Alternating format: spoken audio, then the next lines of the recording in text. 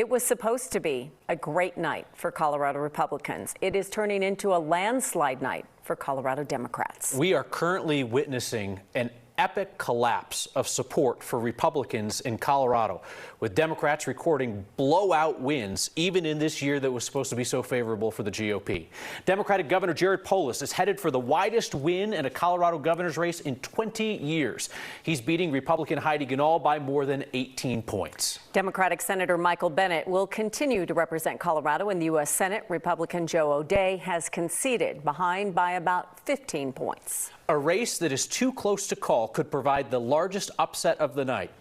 Nationwide conservative star Congresswoman Lauren Boebert currently trails her Democratic challenger Adam Frisch in the 3rd Congressional District, representing the Western Slope and Southern Colorado.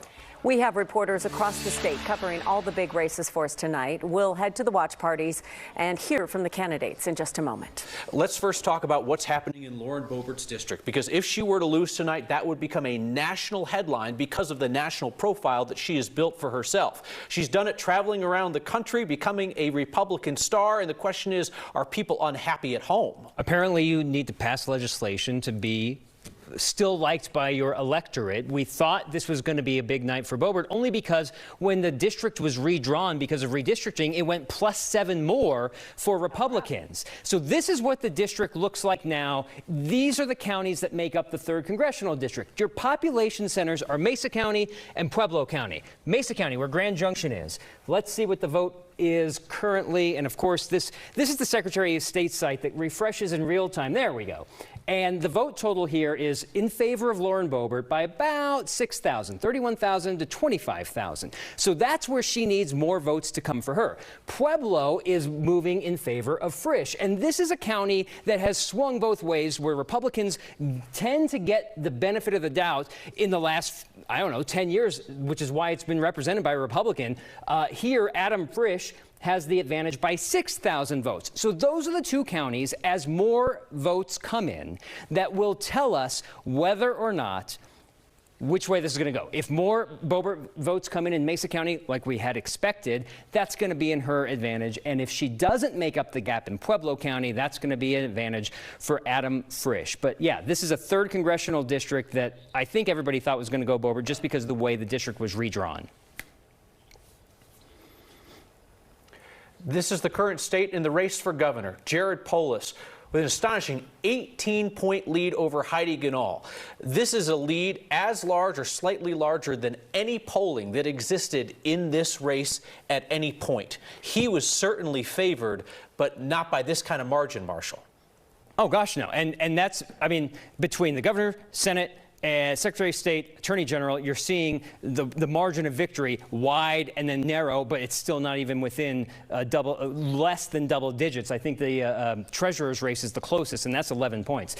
This is one of the congressional district races. So CD3 is close. We told you about that. CD7, Congressional District 7, where Ed Perlmutter is resigning, stepping down from Congress. It's an open seat, and Brittany Petterson is ahead by 52,000 votes in a newly drawn 7th Congressional District. For Ed Perlmutter, it was more metro area, Jefferson County, and more into the metro area. Now Jefferson County is still in it, but then it bleeds into the foothills and the mountains, and it's a 18-point advantage for Brittany Petterson. CD8 is the other close congressional district. This is the brand new district that Colorado got because we grew so much in the last 10 years. This one is getting closer. It started I saw an hour and a half ago, it was 3 points for the advantage of Yadira Caraveo. It is now 2.3% difference. 3,700 votes separate the two in Weld County, Adams County, and a sliver of Larimer County. But this is going to be the talking point here. Libertarian candidate Richard Ward getting 4% of the vote, 6,400 votes almost. And the difference between the top two, 3,800, and it's, again, narrowing. But when you bring in this third-party candidate into the equation, that's going to be the talk about we already knew it was going to be a close race in CD8, and then you have this third-party candidate that perhaps maybe made it sway one way or the other that it wouldn't have if it was just the top two candidates going against each other. Tonight, we've proven once again what a special place Colorado is, a place where we truly value decency and hard work, where we fight for our freedoms. Democratic Governor Jared Polis with the first victory speech of the night after his blowout win over Republican Heidi Ganahl. Our colleague Alex Lewis was there, had the opportunity to speak to the governor afterwards, and he certainly feels vindicated after weathering a lot of criticism through the pandemic and afterwards to come out on top with such a convincing win. 100%, and Kyle, you hit the nail on the head. That is what he talked a lot about during his victory speech, is the idea that people trusted him through the pandemic, that it was not an easy thing to make decision after decision to keep Coloradans safe, and that people of this state trust him to take us into the next level of what comes next. And when you talk about what comes next, you have to talk about what we're dealing with now, which is inflation, which is the homelessness crisis, which is people who grew up in this great state and call Colorado home who can no longer afford to live here. And that's what he has of top of mind as he gets into his second term. This is what he had to say. We've been through some tough times. The three largest wildfires in the history of our state, the most destructive fire 10 months ago, global pandemic, global economic uncertainty. But through it all, I did my best to look at data, make informed decisions every day, pragmatic approach, and I'm looking forward to bringing that same background and focus to make Colorado an even more amazing place over the next 4 years. So essentially more of the same is what he is promising, and that's what voters by a wide margin say that they believe in, that he's going to bring to the state as we move forward. The party is still rocking here at the Art Hotel. 2 of 3 bars are fresh out of booze, so that just shows you how much celebrating has been happening here. Jared Polis is very excited by this huge win as we go into his next term. Okay, we'll talk about the booze amendments later. Yeah. When you talk about booze. Everybody Thanks, got to Alex. say on everybody got to say on that. Polis's Republican challenger Heidi Ganahl, even if you talk to Republicans privately, they will say that she put on a clinic on how to lose an election in Colorado in a year when they wanted to talk about inflation and crime and government spending. She was wandering off talking about the conspiracy theory of the day, from big tech censorship to election integrity to kids identifying as cats and courting the far right base of the party. And it blew up big time. And she was the top of the ballot. And perhaps that had an impact as well. A lot to consider for the Republican Party. She did concede. She was emotional. She gave a speech about an hour ago. And our Mark Salinger was there and caught up with Heidi Ganahl a little bit after that. Mark? Yeah, Kyle and Kim, the party here at Ganahl headquarters in Sedalia is very much over. Not at all like Alex was showing us with the Democrats just moments ago. Now, Heidi Ganahl got on stage and gave a tearful concession speech about an hour or so ago, saying, quote, "I'm sorry that we couldn't pull this off tonight." Now, this was a full-on concession speech as she's down double-digit points and the votes are still being tallied. Now, Danny Moore, her running mate for lieutenant governor, and someone who has previously questioned the 2020 election results as an election denier. Now, I caught up with him just after their speech, and he says that tonight he accepts the results and has always had faith in the Colorado election system. Ganahl, for her part, thanked supporters and told them she's not going anywhere. Tonight didn't go the way we had hoped for or prayed for, but that doesn't mean we give up. This I know. This movement is real. Ganahl, for her part, also thanked supporters and asked Governor Jared Polis to not forget about the people who voted for her during his next term as governor. Now, it's important to note that Heidi Ganahl did give media interviews after this. We tried to ask her questions, Kyle, like you were saying, about what her final message, as her closing message was in the last couple of weeks in the campaign. Her campaign team told us that 9 News was not allowed to ask questions, and when I tried to ask a question to the candidate, her security team stepped in front of me and her campaign team started yelling over my questions. It was striking tonight. Ganahl, in her concession speech, specifically thanked conservative talk radio for getting out her message when she said the mainstream media would not. Ganahl, from the start of her campaign to the end, was unwilling to do an in-depth interview here and declined to debate Democratic Governor Jared Polis here. Marshall Salinger, thank you very much. If Democratic Senator Michael Bennet finishes the 6-year term he was reelected to tonight, Bennet will become the longest-serving senator in Colorado history. He told our Alex Lewis that tonight's blue wave in Colorado, in his view, is a rejection of former President Donald Trump. I think that Colorado has seen that you don't have to settle for the chaos of Donald Trump.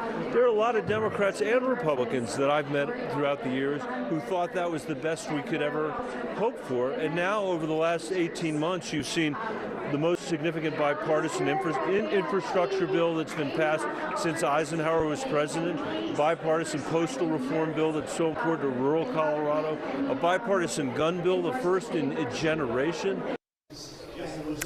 Interesting. Bennett's opponent was Joe O'Dea. A lot of hopes on him because he was untested. Also someone that former President Trump didn't want anything to do with because he rejected him.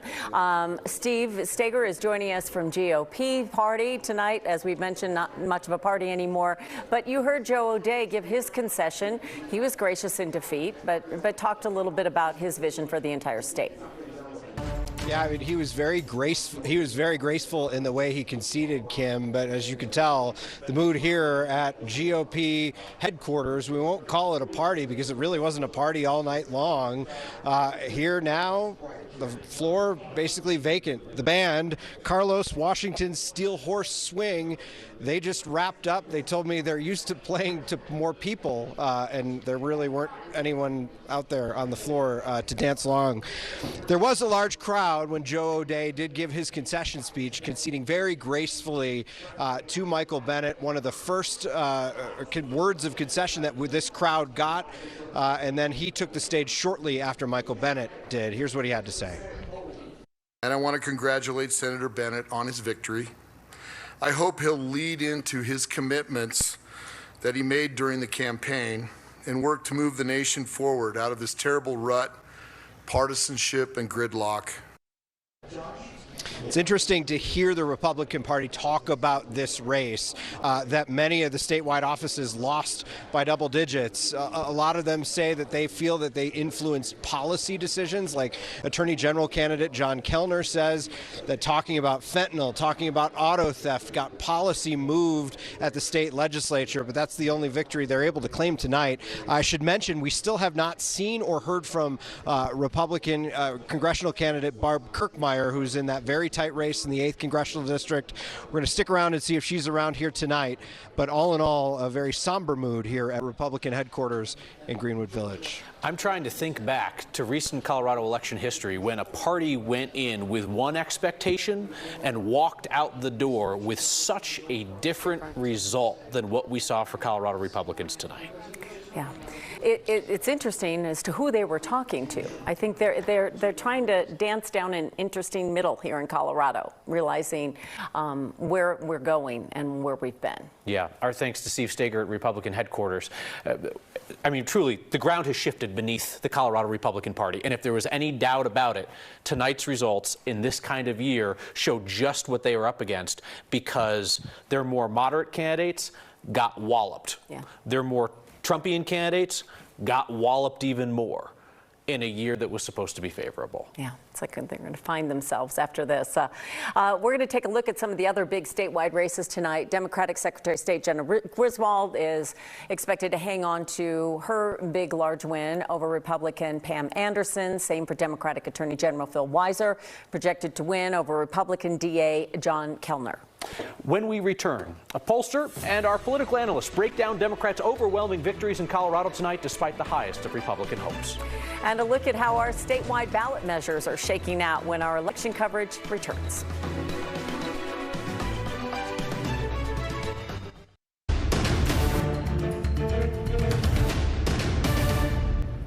You could say most of us were gobsmacked by this. No one expected this because Lauren Boebert is arguably the best known Republican from Colorado across the country.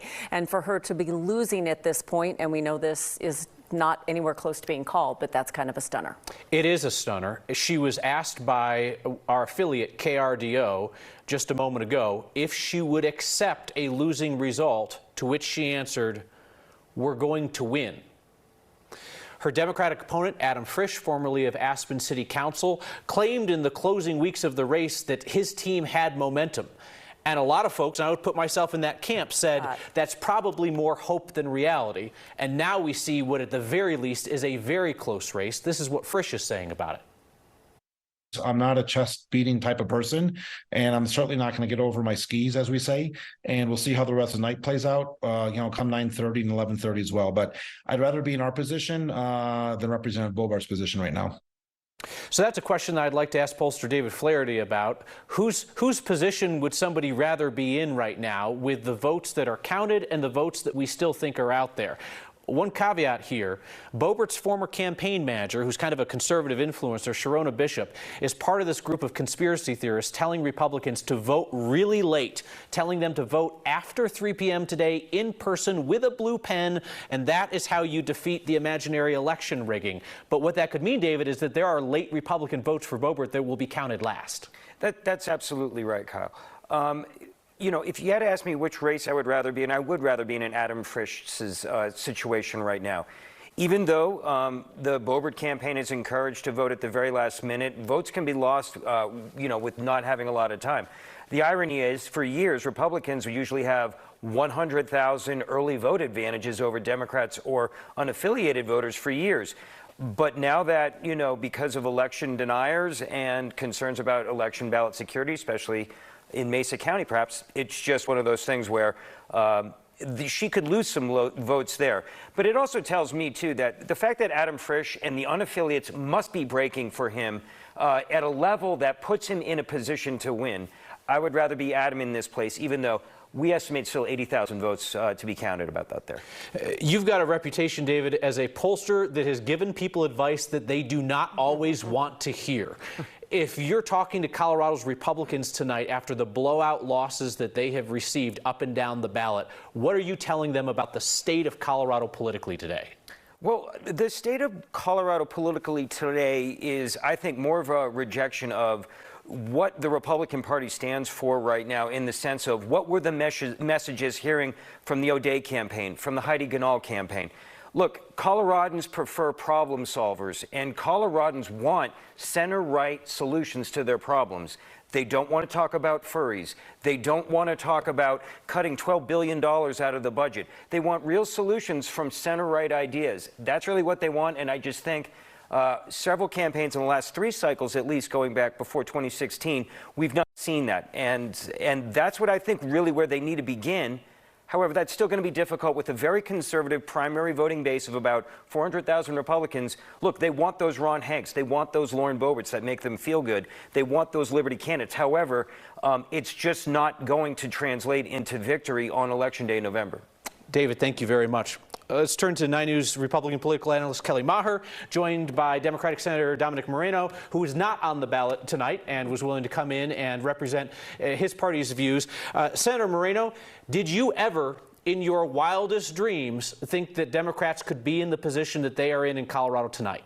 It's more than I could have ever dreamed or hoped for, honestly. This is pretty crazy to see that in a midterm election with a Democratic president, that it looks like the Democrats are on track to blow everything out of the water here in Colorado. That is obviously more than we could have ever expected, but a great night, obviously, for the Colorado Democrats. Kelly, we just heard from David. What do the Republicans need to do at this point? What do they have to do? I mean, I don't feel like Colorado is California. What's going on? Well, Kim, it's still early in terms of the question of what these congressional races are going to look like. We still don't know for sure about Lauren Boebert, but also we don't know yet about the 8th Congressional District, which is Barb Kirkmeyer. And frankly, she could really emerge as a leader in the Republican Party here in Colorado.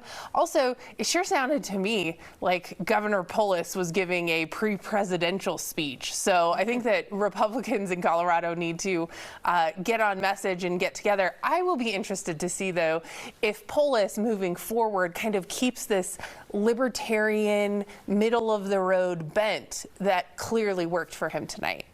Work for him tonight. It'll be interesting to see, because Democrats nationwide have not shown an interest in that type of politics, at least not in their national candidates before. Kelly Maher, Senator Dominic Moreno, thank you. We'll be right back.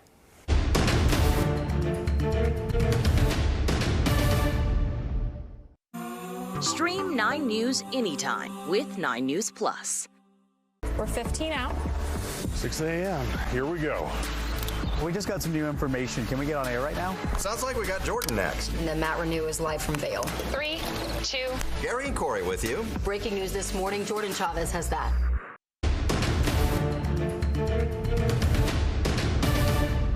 Okay, we want to hit some of these ballot measures, taxes and booze. Taxes first, how much we pay in state income tax and how that money is spent. Prop 121 reduces the state income tax rate from 4.55% down to 4.40. Right now, voters have strongly supported that lower rate, and the yes votes are ahead 65 to 34. Prop 123 also deals with state income tax in a roundabout way. It sets aside a portion of that revenue collected to pay for affordable housing programs in our state. That ballot measure is really close right now. The yes votes ahead by just 1 point. And let's talk about booze. Coloradans voted on 3 measures related to booze. And at this hour, Colorado appears uninterested in changing its alcohol laws. Prop 124 would let liquor stores license holders increase the number of stores each year all the way to an unlimited amount in 2037. Not popular tonight. The noes are ahead 62 to 38%.